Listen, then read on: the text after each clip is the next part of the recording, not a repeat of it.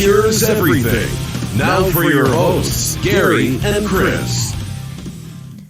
Tuesday, May 21st edition of the show. Chris is back in with us. I am Gary Seegers, your host. You can follow me on Twitter at GaryWCE. You can follow me at Chris B. Giannini.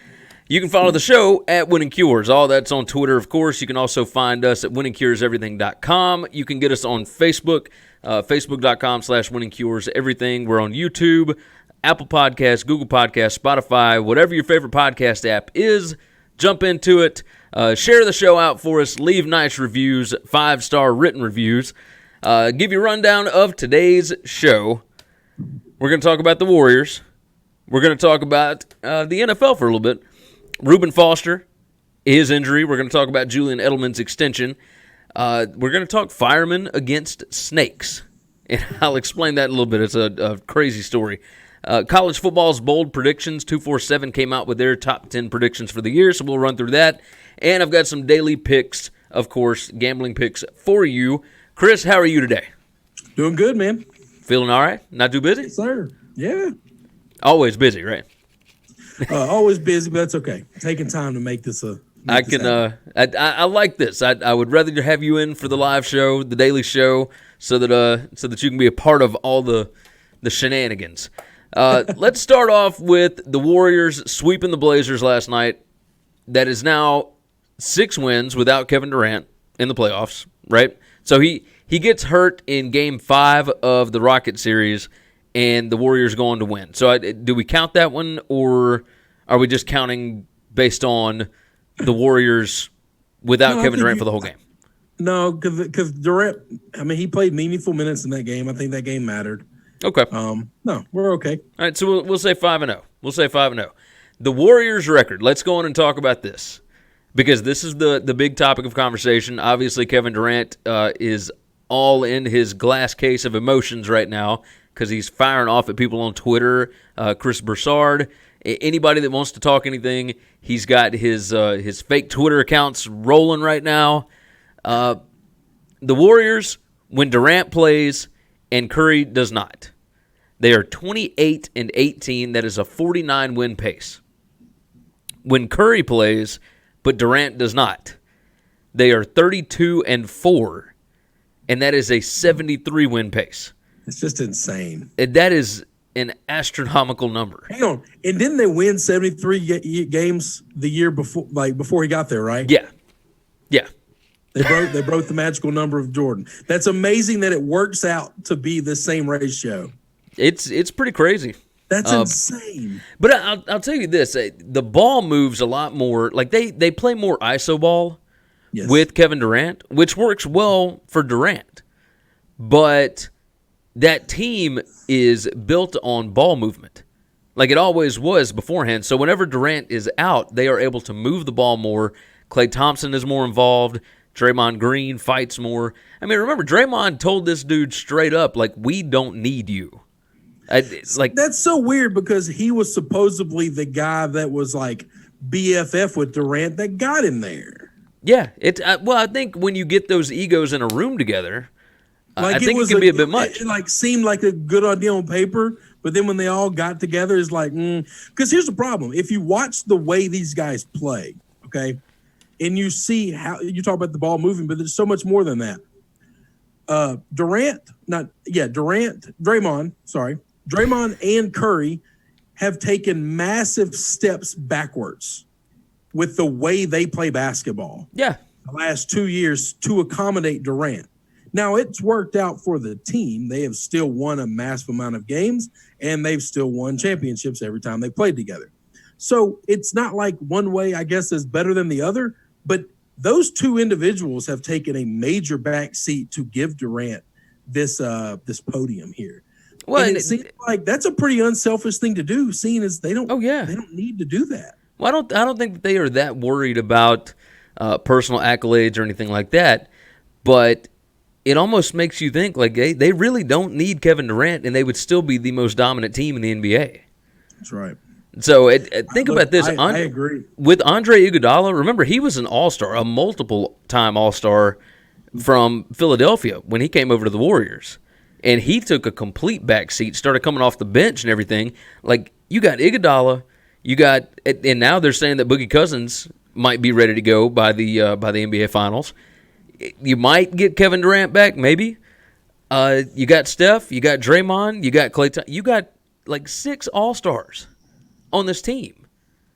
It is impossible. And the Durant deal with this team moving the ball so much better, not playing ISO ball, but playing ball movement, it is way more fun to watch. Yes. You find yourself kind of rooting for the Warriors. And I was actually pulling for them last night, and I haven't done that in years. I don't find myself hating them with the original core 3 guys playing on the court. Yeah, because they're fun to watch. They are fun to watch. They're good, and they were kind of built organically, and it wasn't this, hey, I'm a superstar and I haven't gotten a championship yet. Let me go play with my BFF, and he can give me one of his rings or 2 of his rings now. Yeah. And then you've got Boogie saying, I'll work for $2 million. I'll work for the league minimum to come get me a free ring. Like there's just no fight in those guys whatsoever. You talking about Durant going off on Twitter and so, I mean, that's what he does.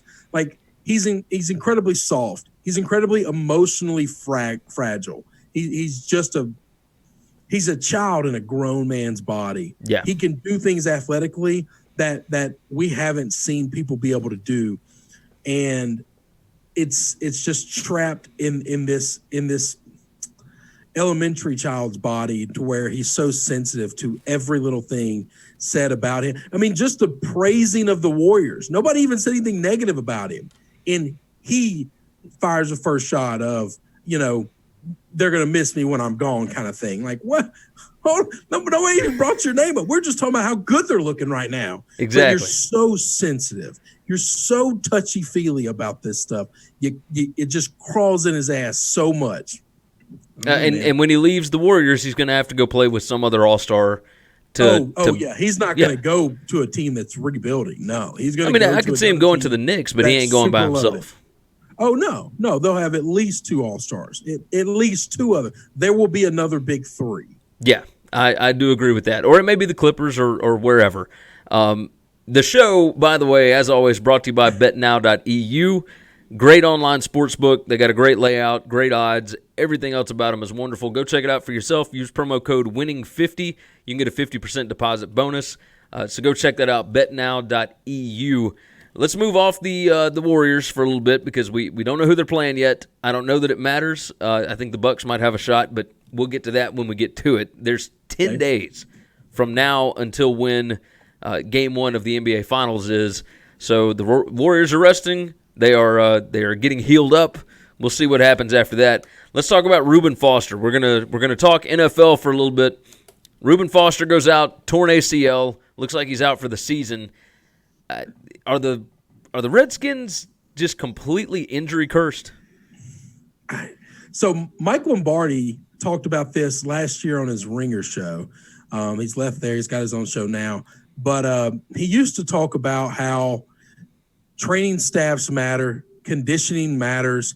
If you look, the same teams seem to get hurt every year all the time, or battle injuries all the time. And then you see other teams that guys just seem to never get hurt. And he said, that's not an accident. That you think about, we grade coaches in the NFL, we grade players in the NFL, but nobody thinks about anything behind the scenes ever. Maybe you look at the general managers and things of that nature. But he said training staffs are a thing, and they have to work hand in hand with the coaches to make sure conditioning is an optimal level. But you're not getting guys hurt. You're getting them in shape. And there's 2 different things with that. And I think we've got 4 or 5 years. This is not this happened to Reuben Foster, and then last year it happened to a couple of guys. We have a track record of, if I'm a free agent, there's no way in hell, or if I'm an agent, there's no way in hell I let my player go play for the Redskins. I just don't do it. There are 23 guys last year that missed time on the injured reserve for the Redskins. It's just last year. That's just last year. That's 2018. That's not 17. This is not 16. The combined number of games. You want to take a stab at it? How many games were missed on IR? Oh, you're talking about games or players? It was 23 players. You know how many games it was? A lot, because a lot of those missed all 16. 246 games missed by active roster players. Because many of them missed all 16. Yeah. You get 3 or 4 that missed 16, that number gets big fast. Oh, yeah. I mean, so Cam Sims played in the first game, was out on injured reserve with a broken ankle the whole rest of the year. Darius Geis out for the whole year. Let's see. Josh Holsey was out. He was out until December the 9th. He played December 16th and then got hurt again and was out for the rest of the year after that. It's Robert Davis, Tyler Catalina, Troy Apke went out at the beginning of November with a hamstring. It's the number is astronomical, and that doesn't include Alex Smith or Colt McCoy. Yeah, and we're not talking about, like I said, that's just last year. Yeah, this was a problem the year before, and it was the problem the year before that. I don't know now. This is where I don't understand some of the front office stuff. I don't know, does that fall on the team president, general manager, or does that fall on the coaches? I don't know who hires the training staff and who manages the training staff. I don't know, is this a Jay Gruden problem and these are his people and it's his responsibility to get them in shape? Or is this a front office issue and they hire trainers that are watching this thing and the team doctors and that level? I don't know the answer. I know this. I wouldn't play for them and I wouldn't allow my clients to play for them. I mean, it gets a little scary. Last year, in 2017, they had 238 games missed on IR. Yeah. And then in 2016 was not as bad. It has progressively gotten worse. That's when it's gotten. Yeah, it's 153. That's still a lot. That's still a lot. Yeah, still a lot. They had 1, 2, 3. I mean, you have teams that have RBs go down all the time. Like, that's a position where you just don't live very long in the NFL. Offensive linemen, defensive linemen, the knees get caught up in the pile so much.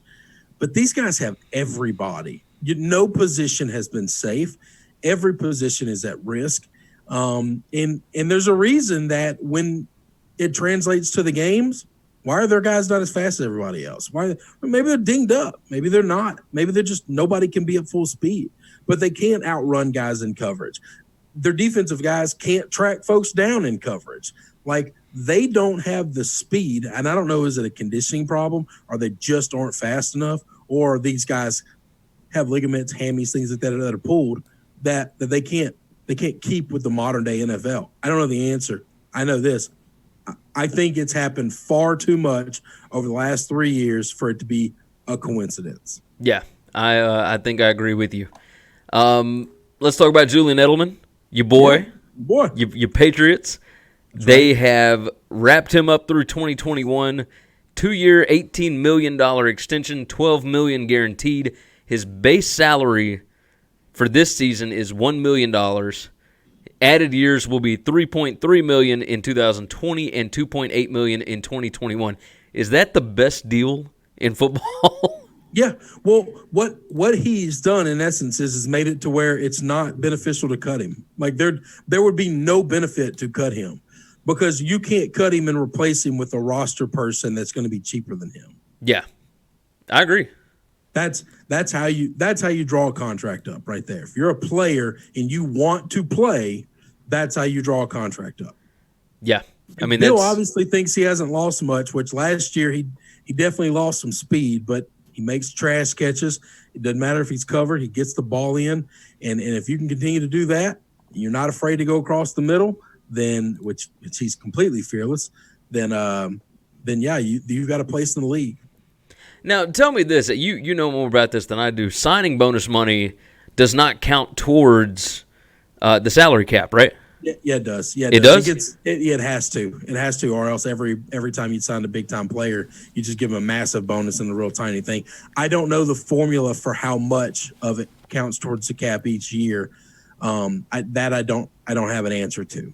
I'm wondering, it's an $18 million extension, $12 million guaranteed, but the base salary is almost nothing. Yeah, $1 million this year, 3.3. The base salary basically is what's not guaranteed. Which is, but it's going to be but guaranteed. That doesn't have anything to do with the cap. That has nothing to do with the cap. You could cut a guy that's got massive amounts of guaranteed money, and that money's going to hit your cap the next 2 to 3 years. Yeah, so that's why it makes it better to not cut him as opposed to. That's right. Yes, he made this contract. Usually, so baseball and basketball, because they don't have real salary caps, they all have backloaded contracts to where I'm going to pay this guy the bulk of the money at the end of the year, and I'm going to pay him shekels now because we're trying to win now. And I need that money for other players. And I'm assuming that if we win, I'll make enough money to pay off the back end of that contract, even though I won't be getting value for it. That makes sense. In football, it would be the exact opposite. I'd want to front load the contract. I'd want to pay it all up front, everything guaranteed that I have to. Because if he plays that year and he earned that money, great. If he doesn't, the next year and the year after, all that money is gone. I spent it all the first year, so now it frees up off my cap. I don't know how this is amortized across the cap. I don't know if all $12 million is hitting this year, which it might be. If it's a signing bonus situation, then all $12 million might be hitting this year. Which I think would be fine. Yeah, I would. If they've got the cap room, then spend it now, and then I'll tell you that now it does make him easy to cut that third year. It's because it only is going to cost you $3 million. What does this contract line up with Tom Brady's? How much time is left on Tom's? Well, Tom has whatever amount he wants. Yeah. So I don't know what Tom's actual contract is. I know that it gets restructured and renegotiated every 2 to 3 years. Okay. And he, he doesn't always take less money, but he a lot of times defers money to open cap space up and things of that nature. You got to get creative accounting in the NFL. I mean, really, we talk about how baseball and basketball are being ran by nothing but nerds now, like guys that never played the sport, but they just come from MIT and Caltech, and they just run simulations. Realistically, the NFL should be run by nerds and accountants. That's just it. The creative accounting that you have to be able to do to manipulate the cap in a hard salary cap league is a pretty amazing thing.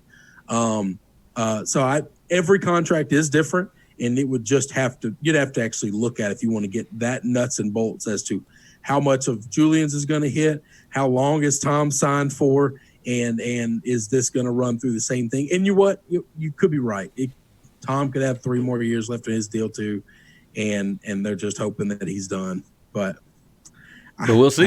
I have no way to. I'm done trying to predict when Tom's going to hang it up. Yeah, I have no desire to try and get into that game because we'll probably every minute lose. Of it I can, and hope that when it's over, I can say I got all of it I could. Yeah, I didn't miss anything. I'm with you. All right, topic number 4. Let's see. Or actually, this will be it's topic number 4. We'll call it number 4. You heard about the snake house? Oh God, no! You told me about this. Yeah, I texted you about it. It's in Levine, Arizona. This happened. Let's see, 2 days ago, actually, and I just found out about it this morning. Article at azfamily.com says what firefighters found in the home while battling the fire was almost like a horror movie. The home was filled with hundreds of snakes and reptiles and other animals. Captain Greg Hawk of the Phoenix Fire Department says it tops the list of craziest calls he's ever heard. They walked in, hundreds of snakes. He said we were walking around, and it was snakes and lizards and everything else all in the floor, all everywhere. It was nuts. What if you're a firefighter, what do you do in that situation? So I'm a pretty open-minded guy. I love animals. I love dogs. I love cats. I'm an animal guy. And I'm a pretty open guy as people wanting to live their life however they want to live them. I am on the record, publicly on the record, to think snake people are weird. Snake people creep me out. And if this is me and I'm in charge of this firefighter, this is one of those situations where we protect the houses around it. We don't let the fire spread, and we let the MFer burn. and everything inside just dies, and we just all get to our knees and say a little prayer. See, you're nothing's getting out. Yeah, you're of the If opinion.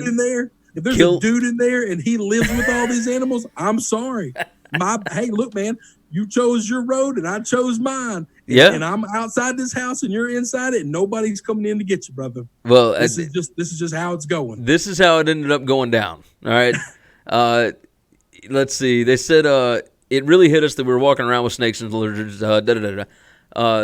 Hawk continued with sharing some of the highlights of the bizarre mission. We were looking at each other going, this is crazy. There were literally firefighters fighting fire, squirting water on the fire, he said, and guys next to them picking up snakes and putting them in buckets trying to get them outside. The firefighters had to change the way they fought the fire because there were so many reptiles in the home. Instead of fighting the fire defensively from the outside, they took the riskier approach by battling the flames offensively from inside to save as many reptiles as they could.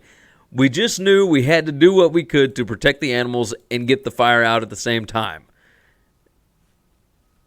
Look, man, what? I like part of me wants to say they're better guys than I am, but I don't know that. I don't know that they made the world a better place by all these snakes still being alive. I'm not there. Listen, I was raised. I understand that my fear is an irrational fear. It is. I can't explain it. If I could explain it or I understood it, maybe I wouldn't be so afraid. But I am. I was raised by a little bit of a crazy woman. And she very much taught me the devil was a snake, and we don't mess with snakes, and I don't mess with snakes. That's just listen. My father-in-law calls them nope sticks. Yep, nope, that's right. Nope. And my brother, very big outdoorsman guy, hunter, whatever, tells me all the time, you don't need. They're good snakes and they're bad snakes. And if you got the good snakes around your house, you don't need to kill them. They're good. My problem is I don't know the difference. Yeah, I'm we not don't know what's what. And then just looking at pictures of them frightens me to death. I close my eyes tonight. I am not going to sleep. When you told me this story, my first thought was, well, I'll just hang out and watch TV tonight. There you go. That's just not happening. They said none of the snakes were venomous, so that's good. But in addition to saving snakes, the firefighters rescued several different lizards, tortoises, and even a couple of cats and dogs. So there was more than just snakes in this place. How are the snakes on the floor just running around with cats and dogs? Well, I'm thinking when the fire got started, they must have, a lot of them had to have fallen out of containers and everything else, right?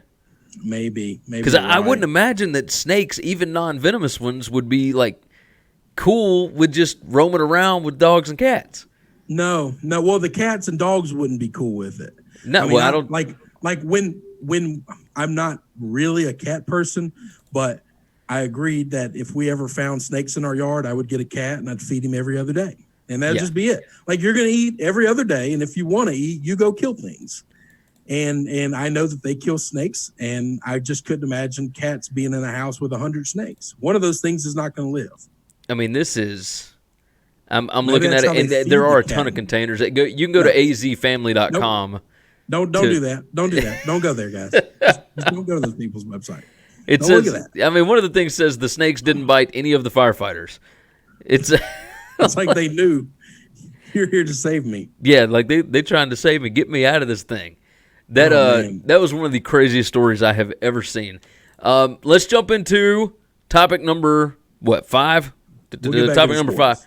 Bold predictions for the 2019 college football season. Obviously, we are a ways away. What are we, 95 days away? Yeah, we're a long way out. So, but 247 Sports comes out. They give their 10 bold predictions. We're going to go through them 1 through 10. Going to do it kind of quick just to get initial impressions. Okay. Number 1, the most highly ranked flop this year will be Notre Dame. You agree with that or disagree? I almost need to see the ranking teams to be able to agree or not. Well, I think Notre Dame is going to be in the top 5 or 6. They will be. Listen, I know Clemson's offense is unbelievable. They lost a lot of dudes on defense. Oh, yeah. Now, they might start winning games, 40-48 instead of 48-12, but at some point in time, you got to replace that. Now, they got massive recruiting classes, and I'm not trying to take shots at them, but they do look a lot like Alabama right now. Like it's reload, it's not rebuild. Yeah, you're right. Okay. So, it wouldn't you think me if Notre Dame steps down, falls backwards? Yeah. I mean, it wouldn't surprise me to see that. Brian Kelly. I mean, they went undefeated. Yeah. I mean, yeah, if they lose 2 games, are you right or are you wrong? I mean, if they go 10-2, is this person right or is this person wrong in this bold prediction? What's the flop? I think the flop would be like winning losing 3 games. Well, I think it'd be like 3 games or more. Because I don't think 2 games is a flop. See, I don't either. I don't know if 3 games is a flop. 9-3. Well, 9-3 takes you completely out of playoff consideration. Okay. So you don't make the playoffs every year. That's not a flop, man. Well, I think, but if you're you live in this world where Alabama and Clemson are the standard. Alabama and Clemson are the exception. Yeah, but that's what Notre Dame wants to be. But listen, dude. Everybody wants to be that. Nobody can be that. Okay. No, I'm with you on that. I'm just talking about Notre Dame. Their bold prediction number 1 is the most highly ranked flop will be Notre Dame. I need to know what flop means because if you're talking Florida State last year, that's different, right? Like they were competing for the title, and then they went to 3 games, like 3 wins, not 3. Like this is. Well, I mean, they went 5-7, but whatever. Even still, not good for them. That's a flop. Yeah, that's a major league flop. Yeah. So, number 2, Nebraska reaches the Big Ten title game. No chance in hell. You and I are on record here. Do we understand where this comes from? It's people love Scott Frost. I like him too, but you're making me say you're saying crazy stuff, which is making me hate on a guy that I actually like. Remember again, I'm not saying these. 247 is saying this, no, but Scott Frost is not magic, right? Yeah, I agree with you. He's got like real voodoo. I think it's a little bit easier to take UCF to 12-0 from an 0-12 record within 2 years than it is to take Nebraska to a Big Ten championship game. I'd like to see the recruiting class that he had the year that he did that and the recruiting class that Nebraska's had. Well, but even still, you don't need a huge recruiting class at UCF. You just need better than everybody else in the AAC. Correct. You ain't going to do better than Ohio State, Michigan, Penn State. We have talked about, but you don't have to. We're not even talking about just Michigan, Michigan State, Ohio State, the big boys. Yeah. Minnesota, much better. Much like they're no longer a cupcake in that division. Northwestern, Wisconsin. Northwestern, Purdue. Big 12 West, and then Purdue. Like these are 3 teams that 4 years ago, nobody was like really afraid of. You saw them on the schedule and like, yeah, we should beat them. Yeah. That's just not true anymore. No, you're right. Number 3. Brom and PJ Fleck are 3 of the better coaches in the league. Oh yeah. It's okay. So no, I'm with you. Let's jump on number 3. Tennessee wins 9 games this year. All right. So I actually the other night, you and I we're talking with our Westlight guys about our the pool that they do. And I was under the impression that it was most improved games, right?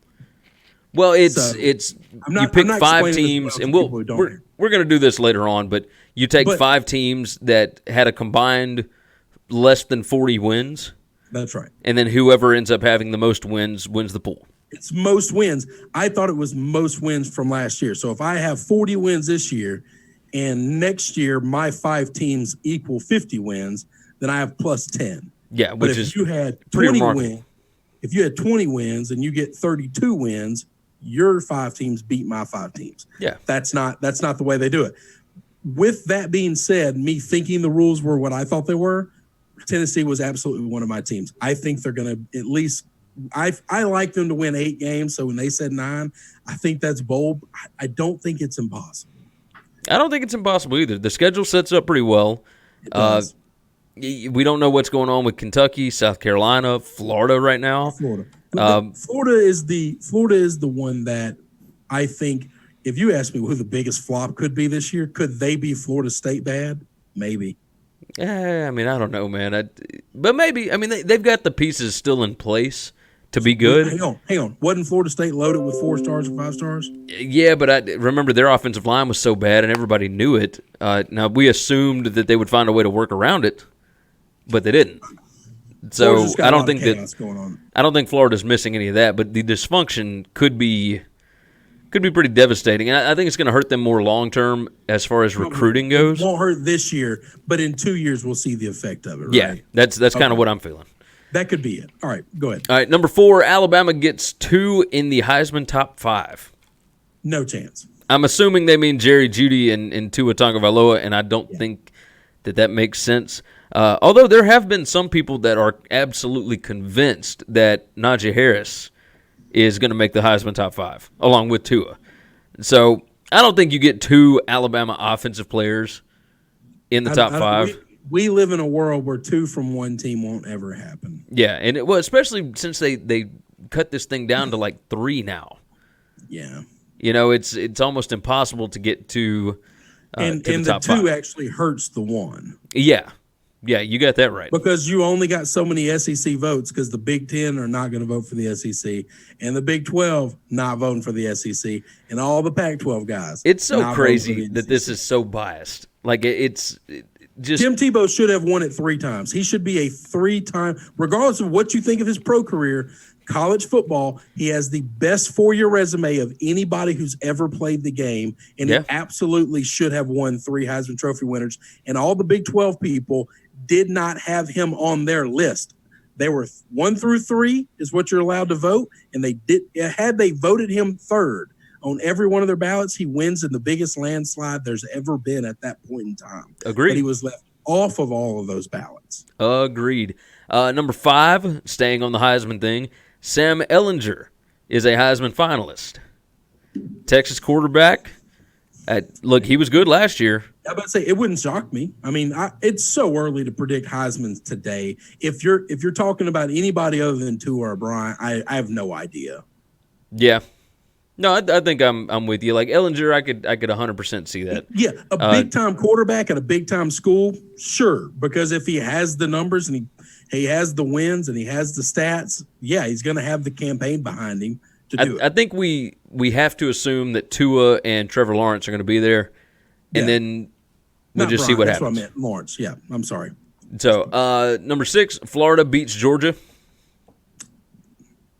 I love that we do some they have some crazy real bold predictions, and one of their crazy real bold predictions is that a rivalry team beats their rival. Has Florida have they fallen that far? Because maybe they think Florida's falling farther than we have. I think that they've got Georgia so highly ranked because Georgia is preseason top 3 now, and I think everybody just assumes that Georgia is going to be fantastic this year, and they very well could be.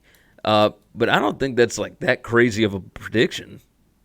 It's a big rivalry game. At any point in time, your rival can beat you. I mean, Auburn was not super great the year the kick 6 happens and they beat Alabama.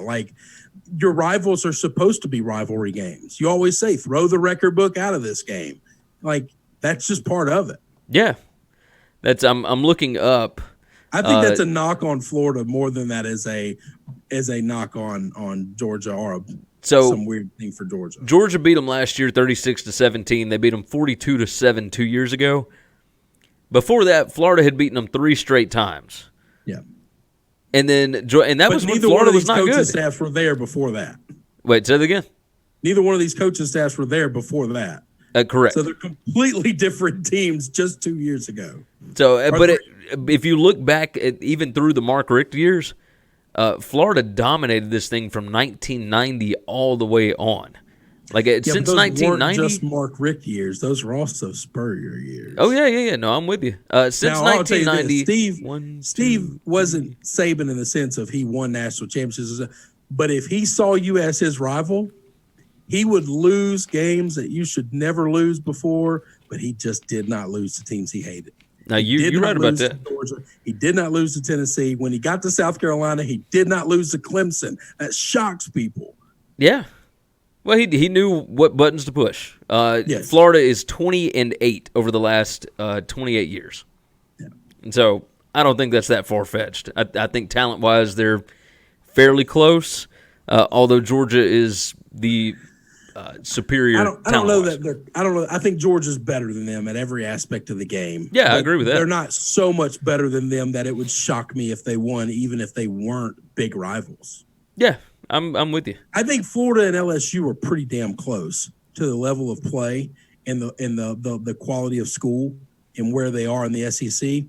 And we beat the hell out of Georgia in Baton Rouge. Now, the Exactly. scoreboard went crazy, but we dominated every aspect of the game from start to finish and never trailed. It's just when you're a good team, you can beat a good team if they don't show up that day. That's not a bold prediction. I mean, and if Arkansas LSU beat Georgia, that's a bold prediction. That's a bold prediction. See, the rest of these are not all that bold. Number 7, Oregon wins the Pac-12. Aren't they? Would they be betting favorites to win the Pac-12 right now? I think Washington is the betting favorite. Still? Okay. Yeah. So Washington is the favorite, but, I mean, I could see it. I mean, if I had to pick a coach, I'd pick Peterson. So, yeah. But Oregon's got Justin Herbert back, and they've got a ton of talent. So it would not surprise me to see Oregon win. For 20 years. So. Number 8, Michigan beats Ohio State. It's once again a rivalry game. It should happen every now and then. Yeah, it should. Now it hasn't happened often here recently. True. And it would be the first time for Harbaugh. It'll be the first time Harbaugh's done it. But is it really that bold to say that Harbaugh, who everybody thinks is, at the bare minimum like a top 10, top 15 coach in America, beats a first-year head coach? I was about to say, and it's going to be at the big house. I just don't. That's not bold. That being bold. No. Yeah, I like the first ones. Even though I disagreed with some of them. I like the first ones. That's bold. So we'll come out with our own bold predictions once we get closer to football season. My Tennessee bold prediction of 8 wins isn't even bold now because these guys took it from me. Yeah, because they said 9 wins. They said 9. Number 9 says the Big Ten misses the playoffs entirely. I don't think that's that bold because they've missed the last 2 years. I was just about to say, what's bold about it is the fact that they're a premier program, one of the big Power Fives, and they will have missed it 3 years straight. Yeah. So, but with a new head coach. So, let's see. Number 10, last one, Clemson loses a regular season game. And I don't know how bold that is because, yes, we have all these high expectations for Clemson, but until last year, they had always lost a regular season game. Yeah. And last year, they lose that A&M game 100 times out of 100 if it's replayed the way it played out all the way through. They got the benefit of a call. It was called correctly. It's just the worst rule in all of sports. Well, and they also possibly lose to Syracuse. That's right. There's all sorts of stuff that could have gone wrong last year. A ton of things have to happen to go undefeated. Hell, there's a reason that last year was the first ever 15-0 team. That's right. It is very difficult to go undefeated nowadays. I completely agree. And so, all right, that is going to wrap up the 5 topics. Let me give out my daily picks right quick. Did fairly well last night. Went 4-4-1. So, basically even money. Tonight, got Raptors first quarter money line against the Bucks. Got Mariners Rangers first 5 over 6.5 runs. Twins money line in the first 5 at the Angels tonight. Blues money line against the Sharks. And how do you say this guy's name? Siakam for the Raptors? Yep. I've got him over 7.5 rebounds tonight. At home, he is averaging nearly 10 rebounds in the playoffs. At home against the Raptors, he had 11 in the last game. So he plays better at home, plays not great on the road, so I've got him over 7.5 rebounds. As always, you can find the picks at winningcureseverything.com. Go up to the navigation bar, click on Gambling Picks, knock it out there. Chris, we'll do it again on Thursday, brother. See you, man. All right, later, buddy. Thanks, everybody. Subscribe to the show on YouTube, Periscope, Facebook, etc. Share it out. We'll see you again tomorrow. Thanks for checking out Winning Cures Everything. If you want to keep up with us, hit subscribe on YouTube or your favorite podcast app. Visit the website at winningcureseverything.com, or you can like us on Facebook or follow us at Winning Cures, at Gary WCE, or at Chris B. Giannini on Twitter. Share out the show, leave a nice review, and make sure to comment and tweet at us.